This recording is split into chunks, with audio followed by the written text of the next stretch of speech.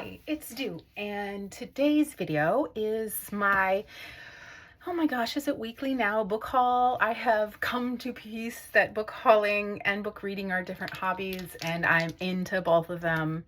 My hauling is 100% thrifting or Little Free Libraries. Majority Little Free Library. In the Little Free Library, I take whatever I read the week before, or sometimes whatever I decided not to read that I got at a thrift store was given to me, or some of my, I had a nonfiction shelf, and because I held on to nonfiction for a long time that I'm kind of whittling through as well. So this week's books are all from Little Free Libraries, all in a neighborhood that I have to visit sometimes in another town, but I'm not often at. And I had never been at Little Free Libraries in that neighborhood before. So they were all new to me, Little Free Libraries, which was really exciting.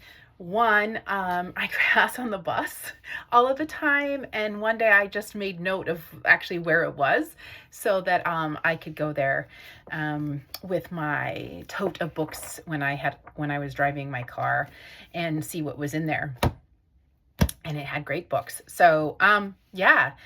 All of these books were exchanged for other books that I unhauled. All of them will go into my library with the intention of I will unhaul them either as a gift to somebody else or in a Little Free Library, because that's how I do it.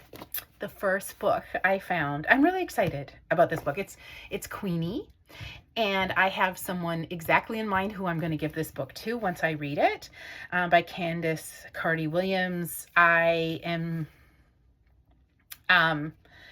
I think this is contemporary literature, and I think the setting of this is London. I can see flipping through it a little bit that there's some like texting type text in here, and I think, now having read several books that do that, it's fun. Yeah, this is a book that I expect to be fun. The next book came with a lovely little bookmark, which also says which Little Free Library I got it in, which I appreciate. I will keep it and then make sure that I go back to that Little Free Library in the future, since it's not one I normally go to. This is Days of Obligation by Richard Rodriguez, and this is, it says an argument with my Mexican father. I believe this is, well, this is a memoir, and I'm not super into memoirs, but I'm interested in this book, and I have a particular time when I think I'll read this book or how I will spice this book in.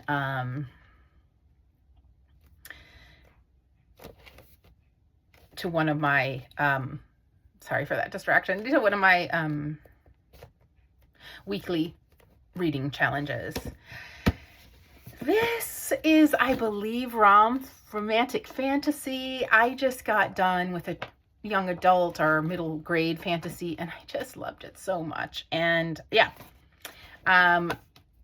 assistant to the villain, just everything about it seems fun. And I complain every time I read a romance that they're really not for me, but I'm here for this romantic fantasy, also just kind of for fun when I want something, as they say, to kick my legs up and just read without too much investment of my emotional energy. This seems like it. Probably not like that at all is We Are Completely Besides Ourselves. This is about a family in the Midwest, and well, let me see. A middle-class American family, ordinary in every way but one. So this is one of those looks into family, perhaps, and into the struggles that are often hidden behind, like one could watch sitcom or etc. and have an idea of what middle-class American life is like, and then this is like the more honest telling. That's what I get from this book. It is a Penn Faulkner winner and a Man Booker Prize finalist, so Litfic. I've heard about the Heaven and Earth grocery store. I was so excited to find this book. I know this is going to be a great, wholesome read. And I also really appreciate that this book is large print. Well, reading a lot, having a large print book will just, I don't have to worry about the lighting so much. And yeah, I'm excited. This one, since I've been getting the physical book, putting on my physical TBR, and then getting the digital copy from the library to kind of go back and forth, depending on what time of the day is and how tired my eyes are, or if I have my iPad or not. I think this one I won't even need to get the digital copy. I'll just indulge in the full physical copy. The Family Chow. Okay, The Family Chow, I believe, is a retelling of the brothers Kamasov. Why am I saying that wrong? Anyway, and it takes place in Middle America. It's Wisconsin, and it's a Chinese family. And I think this book gets mixed reviews. Oh my gosh, I was so excited to find the book, and just again by the cover alone. But I love retellings, and yeah, I'm excited for this book, even if I, as others, have mixed feelings about it. The last book is not for me. It's also a memoir.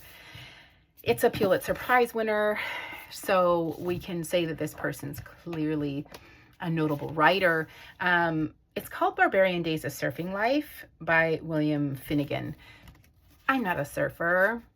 I'm not a memoir reader in general. I've kind of sorted out that it's not my jam as of late. But I have a good friend's father who's from California, was a surfer, maybe even like a competitive surfer, and definitely was into the surfing culture, probably around about when these photos seem to be taken. It looks like Gordon Lightfoot, I don't know, over here. Anyway, so I thought I'm going to see this family next month, at the end of the month, in another state. So I thought, you know what, I will bring this book with me on the journey. I'll likely take the bus and peruse through it to catch glimpses of his awesome writing and maybe a couple of chapters before I relinquish this book to who I picked it up for, which is that person who is a surfer who I believe would really, really love this book. That's it. That's my week's haul. I probably won't read any of these. In fact, I know in my upcoming TBR, I've already decided what it is, and none of these fit, but they will make room on my shelf for the 5 or 6 books that I pull out for next week. Will make room on my shelf for these. So yay!